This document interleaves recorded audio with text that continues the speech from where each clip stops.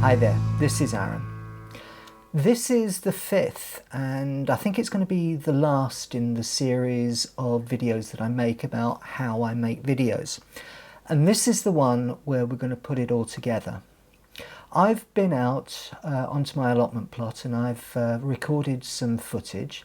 And the first thing I've done is to take all of the sound files off of the Tascam recorder, put them on the computer and put them through Audacity to clean them all up so that they're now normalized to the same loudness and everything will play very evenly.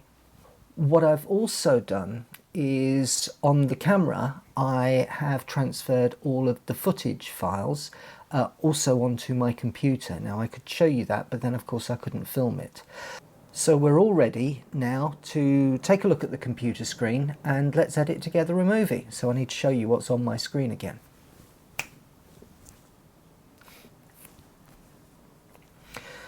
Now there are several ways to edit a movie together, and it very much depends whether you have a Windows machine or a Mac machine. I have a Mac, and so all of my choices are based on the point of view that I need something that runs on a Mac.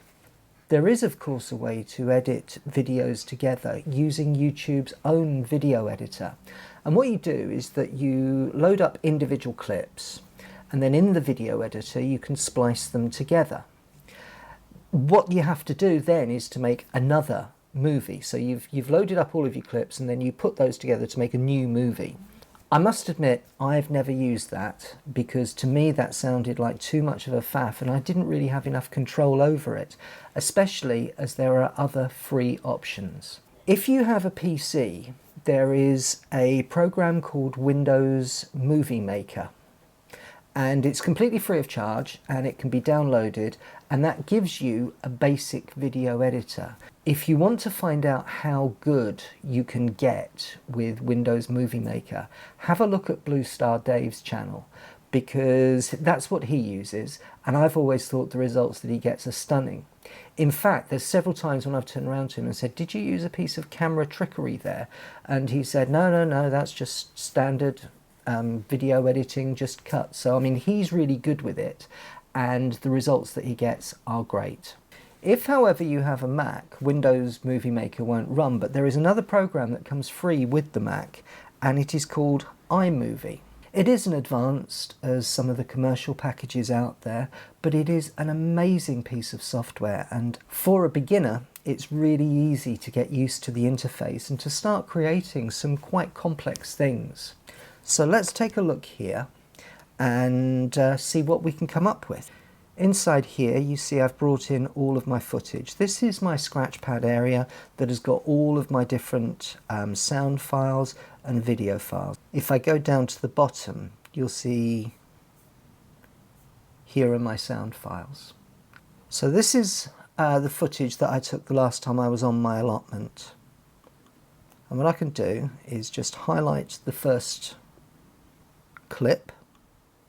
I'm going to drag this down onto my timeline. Now all video editing packages work in this kind of way, that you have a scratch pad with all of your resources and then you have a timeline where you put this together to create your movie, and then when you're ready to, you output the movie to a file so that you can view it. Remember the tip that whenever you work with making a video or on sound, always wear headphones. So let's play this.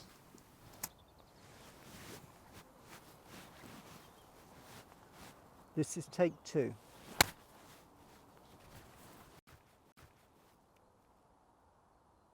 Hi there, this is Aaron. Today is October the 31st. As you can see there, perfectly good quality, but there's an awful lot of waffle. You also saw that I did the clap. Now there's a reason for that. If I drag this first sound file down onto my timeline, now you see that this is a waveform and it's got all of the characteristics of sound. Now what I can use is, by looking at the two of these, is to try and find where the patterns match. And this looks very much like that. If I put my cursor right on this, see that's more or less even, so let's see what it sounds like. Hi there, this is Aaron. That is actually spot on. This is what would happen if I'd placed it just a little bit either too far forward or too far back. Hi there, this is Aaron. Today is October. You get that echo sound, so by putting it so that it's spot on, the way that I know that it's spot on... Hi there, this is Aaron. Today is October I don't have an 31st. echo sound.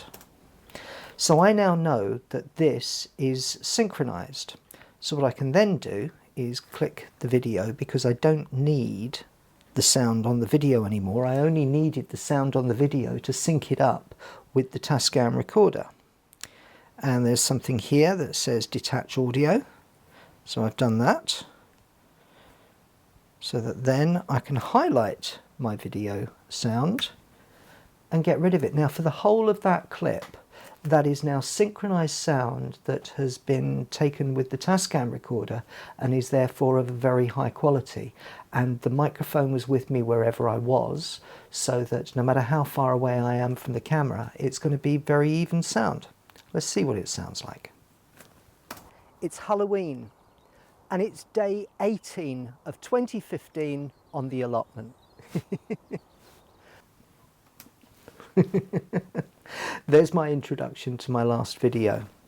I used to use a much older version of iMovie where it wasn't actually possible to do that, but this is the latest version, which is 10, and I'm using 10.1, and they've added many more features now so that you can synchronize sound together with iMovie from another source. And they've actually really pushed the features on this product up so that you've got many more tools available to you. So I've got this synced, but I've got this overlap here, so I want to get rid of that. So what I want to do is to cut at this point.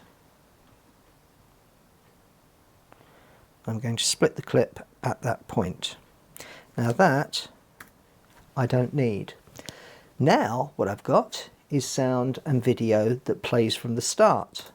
Hi there, this is Aaron. Today is October the 31st. It's Halloween.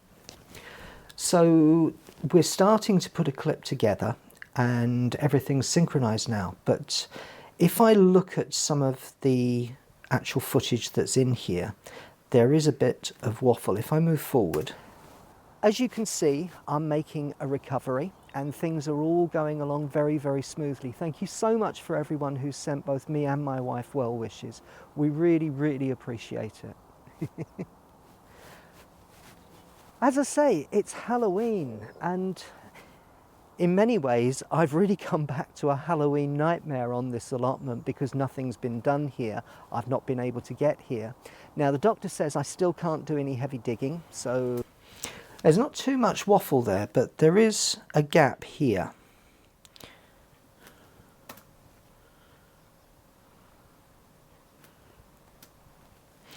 Well, what I think I'd like to do here is to select both of these tracks, and at this point I'd like to split the clip. Then what I'd like to do, if I just zoom in a little bit, is before I get talking here, if I select these two,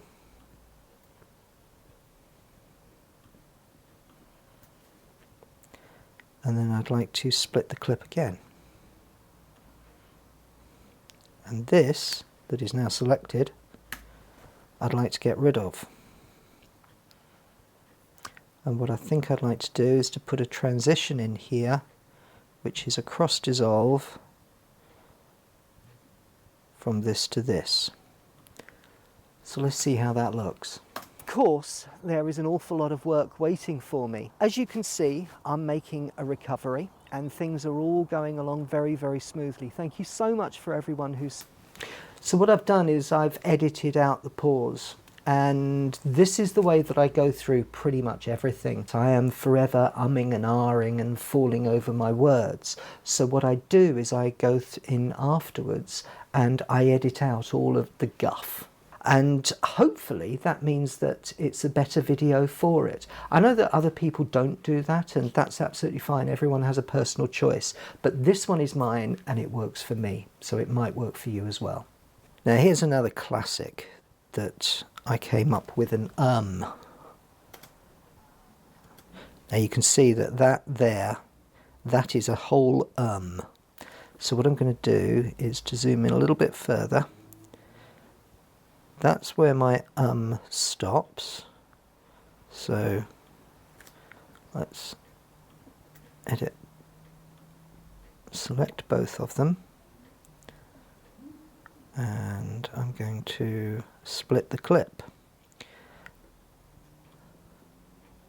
I go back to where it was natural speech.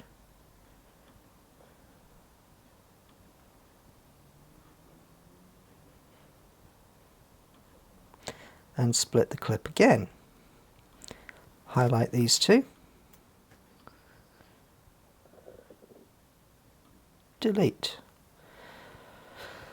I'll go for a transition again. Now I always use a crossfade. iMovie has so many different transition effects. I used to use the ones where it was the rolling cinema, and I thought it was great because I'd never seen anything quite like it before, but there were so many people that looked at it that just said, actually I feel sick and I can't watch your content because of it.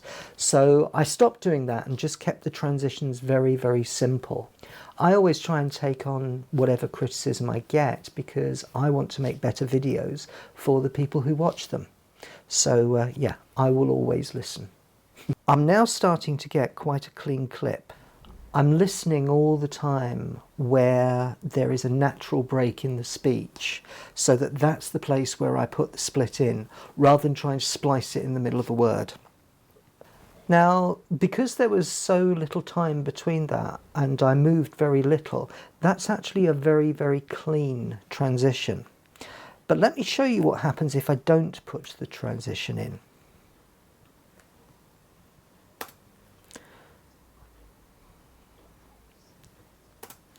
What you can see there is a jump from one to the other, and that is called a jump cut. Now, I know that there are a lot of the younger bloggers that use that technique a lot, and you know, it's quite edgy and it's quite exciting, but for me on the allotment, I thought that that was going to be a little bit too much, so I do use the cross dissolve transition, and that is the way that I've found that works the best to get from one clip to another, even and probably particularly where the shot is so similar that very little has changed. So I really like the cross dissolve transition.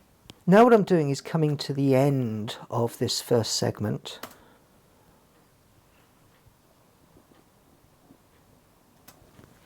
Okay, there may have been a little bit too much of a laugh there, so I'm going to put it just before where the laugh starts to go on a little bit too much.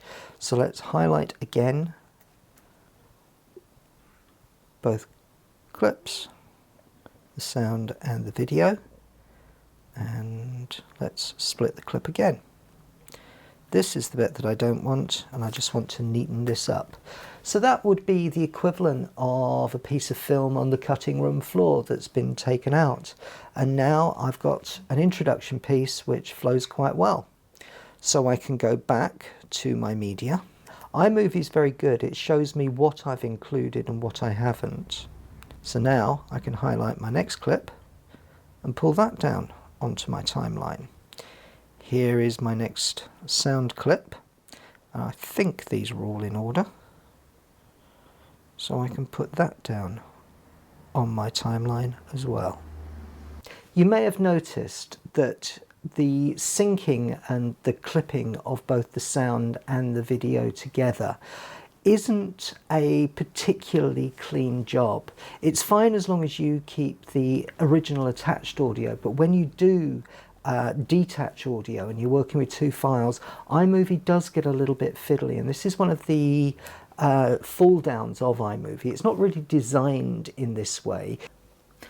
What I'm going to do now is pull down another track, but instead of putting it on the end of the current one as we have been doing, I'm going to put it on top here, so there's a bit of a gap. Now if I play this,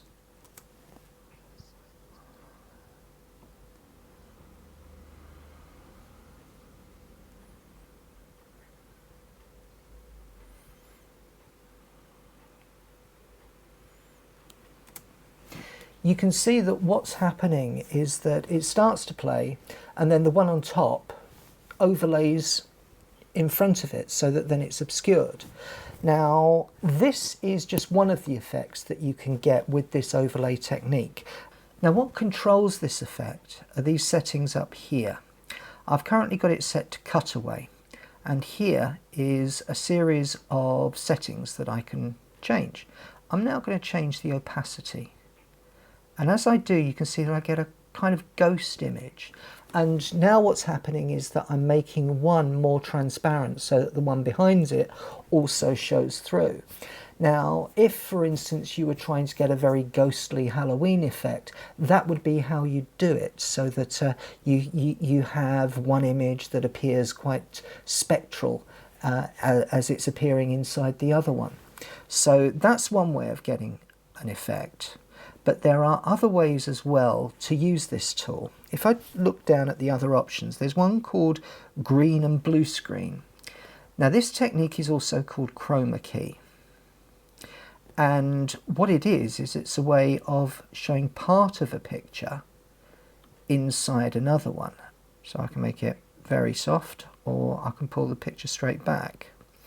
Now, this is often used, and you may have seen that there was a video that Rick Van Man did quite a long time ago about how to clone yourself.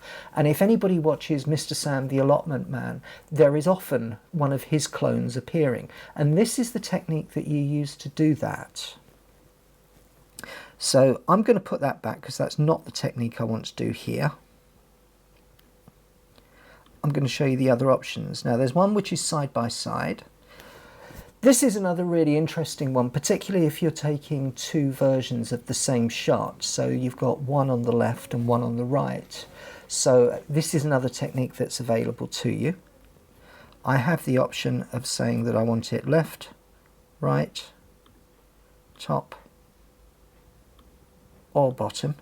So depending on how you've set the shot up, you can get a different effect. The one I'm after though is the one that actually I'm using right now, which is picture in picture, where I can take one overlaid track, put it in position, let's drag it out. And so now what I've got is the ability to show what's happening in one whilst I'm talking to you in another. And this is how the overlays work. iMovie gives you two video channels that you can put video onto. So we've got these two here. What it also gives you is a titles channel. And if I show you here, we've got a series of different titles that are all set up. iMovie creates a lot of effects for your titles as well. There's one here which is called Far, Far Away, and this is a very Star Wars introduction title. I use this on my first ever video. I don't recommend using it very often because unless you've actually got the Star Wars theme tune behind it, it tends to look quite naff. But yeah, I didn't know that when I made my first video. Here though we've got a series of quite interesting basic titles, and if I pull one down, this tells me that I can now edit the text in here. Let's get rid of what's there.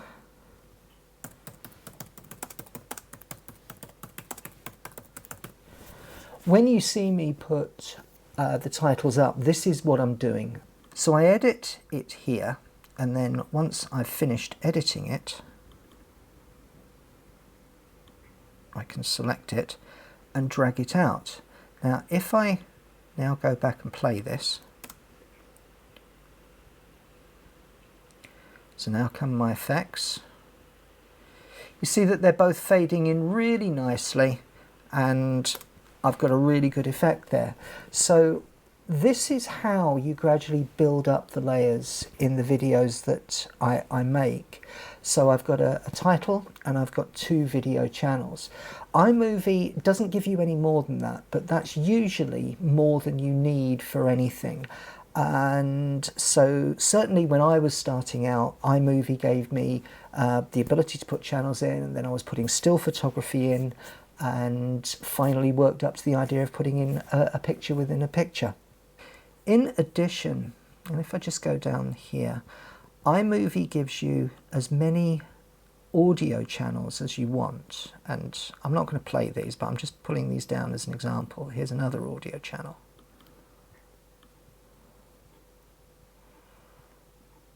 And another audio channel.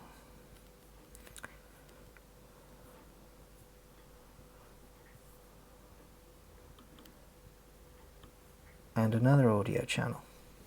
You can layer these. Now, some people can get really obsessive about this, and so they will record the dialogue and they will use the noise reduction feature that we looked at in Audacity to completely remove absolutely everything except the voice. Then what they'll do is they'll go out and record nature sounds so that they can put those in as another channel over the top. Then if there are any special sounds, opening a door, they'll go and record a door so that it sounds the way that they want it rather than the original door. That just sounded like too much like hard work, and so I've never done that, and I can't imagine any circumstances in which I would.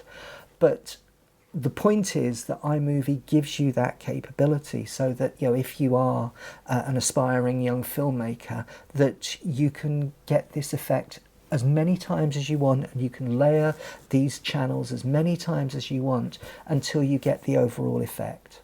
And that's really how iMovie works. You've got the 2 video channels, you've got 1 title channel, and then you've got as many sound channels as you need. There probably is a top level of the number of audio channels that iMovie has, but I've never found it, and I've always found it to give me the number that I need in this particular release.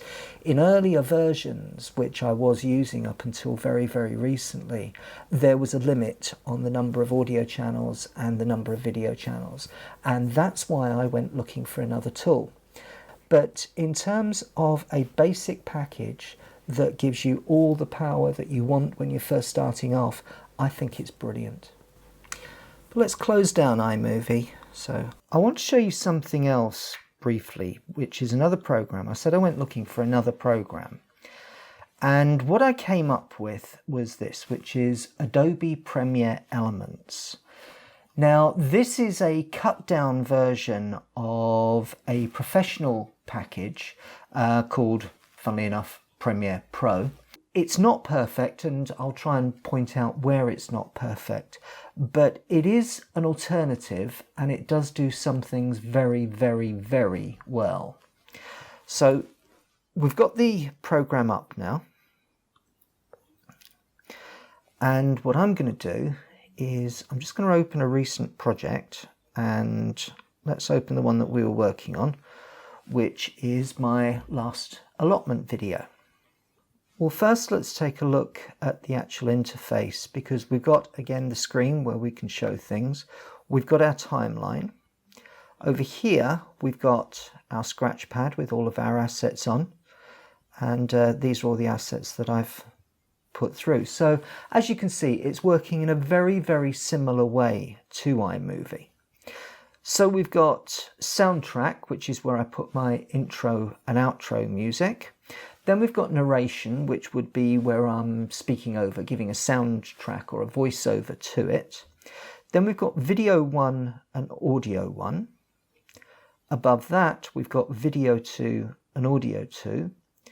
Above that, we've got video 3 and audio 3. Now, Premiere Elements gives you 3 video channels, but you can use titles in any one of your video channels. So iMovie gives you 2 video channels plus a channel specifically for titles, what Premiere Elements does is say, well, okay, here's 3 video channels onto which you can place anything, whether it's titles or whether it's other clips. I do have to dive in here for a second because I've just given you completely wrong information. I'm editing this together with Premiere Elements, and you can see that there's one video channel behind me, there's another one up here, and then there's a title sequence also up here, which is 3, and yet here is a 4th one. That's because I've just given you wrong information. iMovie does have 3 channels, which is the 2 video channels and the 1 titles channels, but Premiere Elements actually gives you as many different video channels and audio channels as you want. I actually tried to find a top limit and my machine ran out of memory before I reached any sort of error message saying that I've added too many. So there must be some, but it's one of the main advantages that Premiere Elements has over iMovie, in that you can put in as many different video channels as you wish. So I'm really sorry about that. Everything else that I'm about to say is right. So Premiere is probably more flexible in that way, in that it gives you the ability to do what you like with the 3 video channels rather than reserving one specifically for titles, which is what iMovie does. Now above that we've got Audio 4, Audio 5 and Audio 6. So again, I have the ability to layer my audio channels as well. Now this is going to be particularly good if I'm making, for instance, a music video. I've got a band maybe and I want to make a music video. So yeah, then we've got channels for the guitars, for the drums, a series of channels for the vocals, etc. And I've also got the ability to build up all my effects. All this builds up to make Premiere Elements a very, very powerful package. What I'm going to do is just go to the end of this track and I'm going to pull down one of my video tracks.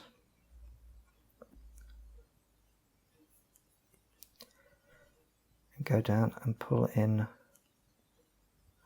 one of my audio tracks, because what I want to show you is the real advantage that I think Premiere has over iMovie.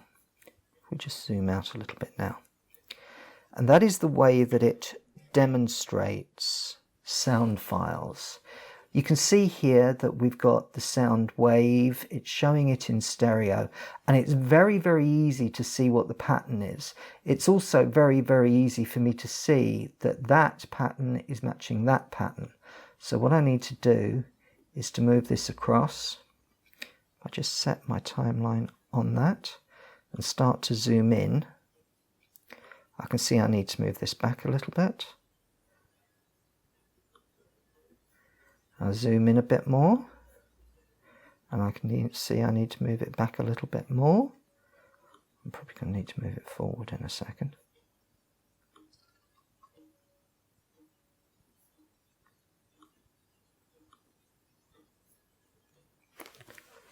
Let's take a listen and see how that sounds.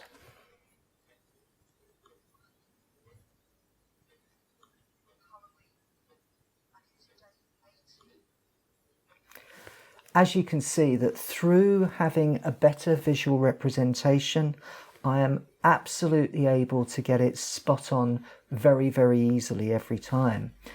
And that is absolutely the advantage of Premiere over iMovie. I have to admit that there are other things that Premiere Elements doesn't handle very well. Titles in particular, it doesn't put any effects on for you, so you need to put them on for yourself. Now that of course gives you extra flexibility to put whatever effects on that you want to, but it's always a real faff to work with titles, and iMovie handles that an awful lot better. In general, if I wasn't working with a separate sound system, I find that it's much quicker to edit a video together with iMovie than it is with Premiere Elements. Having said that, I do work with a separate sound system, and it saves me so much more time to match the sound tracks together using Premiere There are reasons why you would want to use either of them. When I'm being really quick and I just want to see how something hangs together, I still use iMovie.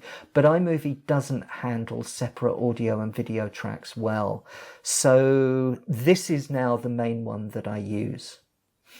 And hopefully what that does is to give you a real flavour of the two different systems that I've been using here, what I've learned, and therefore what I'm sharing with you. I don't think I've scratched the surface of this. This is purely where I've got to so far. But even by making these videos, I've learned new things. In terms of the two, they both do exactly the same thing. They edit video, they enable you to put effects on, they enable you to put transitions in, they enable you to put titles in. There may be that some color correction is better in one or the other, but I don't actually use that very much anyway because I rely on my camera. What it's all about is matching the equipment together, so the software with your hardware, so that you get the best fit for you. Now, this is what I've learned, and so I'm sharing it, and hopefully that means that it's going to help some other people as well, which is really the point of these videos. I've certainly enjoyed making them, and I've learned new things as I have been making them. I do maintain that I'm only just scratching the surface and I'm learning new things every day. I'm not a professional like some of the other YouTubers out there, but I do enjoy sharing what I've learned. Thank you so much for watching. This was the last one of my how-to videos, probably until I learn something more. But until then, I will see you next time on The Allotment. Goodbye.